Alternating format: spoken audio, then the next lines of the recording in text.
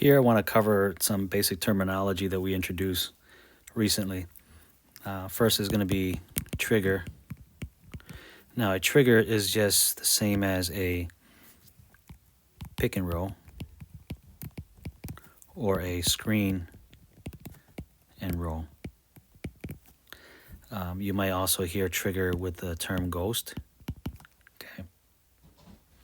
So, explaining what this is, let's say we are in a 2-3 setup.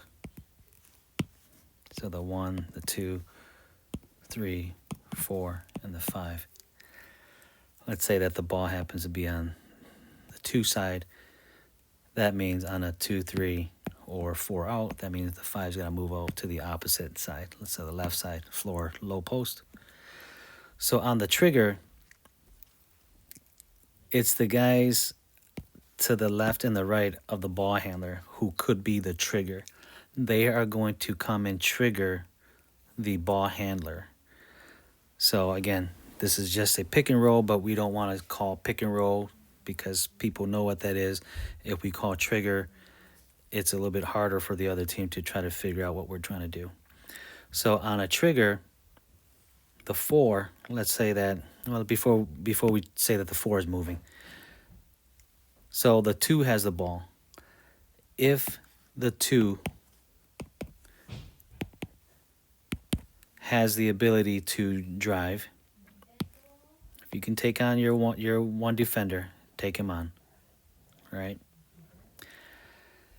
If you don't drive, you might see that the 2 sometimes moves around and maybe backs up, but as you can see that the 2 is not taking the one-on-one and it's kind of floating, just look, if the 2 starts to float to the right, that should be an indication to the 4 guy that he needs to trigger. He needs to come over here and trigger or screen the 2's D.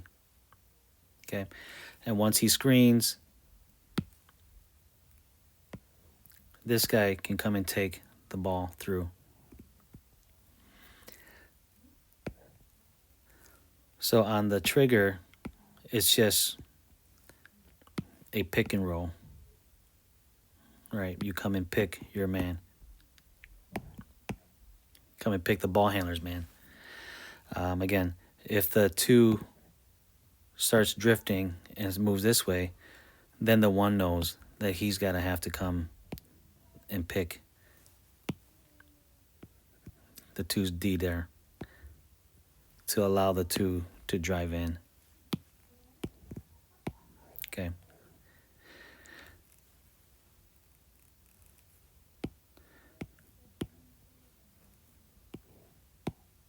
So trigger is just a pick and roll. Now, when we add ghost, all that is the guy who's making the run. Again, the 2 has the ball. He's not taking the one-on-one. So now the 2 and the 1 knows, oh, let me keep an eye. We might trigger. The 2 starts drifting a little bit. The 4 is going to come and trigger. But as the 4 comes and trigger, let's pretend that the 4's D cuts harder. Right? Cuts harder. So as the 4 comes, the 4 might ghost in, cut his route short and ghost in. Or if the 4 reads a defender and the defender is slow, right? Defender slow, and the 4 has an opportunity to cut ball side, should cut third as well. Now, when you cut your route short, instead of coming to screen, you take an advantage and you cut your route short. Cutting it short is called ghosting. So the 2 should keep an eye on it too. If the ghost happens, try to feed the ghost, but if you can't get a clear pass, don't force it. Just let the rotation complete, and then we go back to the next decision point. Okay, so that's a trigger. and also a trigger with a ghost. So you can play it to either side. Just keep in mind that, right? The 2's moving the ball. If he's not taking one-on-one, then we need the 1 and the 4 to start thinking who's going to trigger. And you make that decision by where does the 2 drift off to. 2 drifts off here, then the 1 should come and trigger. 2 drifts off over here, then the 4 should come and trigger. So you don't need to wait for the play to be called. You just know that he's going to take one-on-one, but if he doesn't, he drifts. That's your signal to come and trigger. And as you trigger, you read your defender. If he's slow, you might want to cut in, ghost it in. If he's too fast, all right, if he's too fast on your cut, you might want to cut backdoor on him. Okay. So trigger and trigger ghost.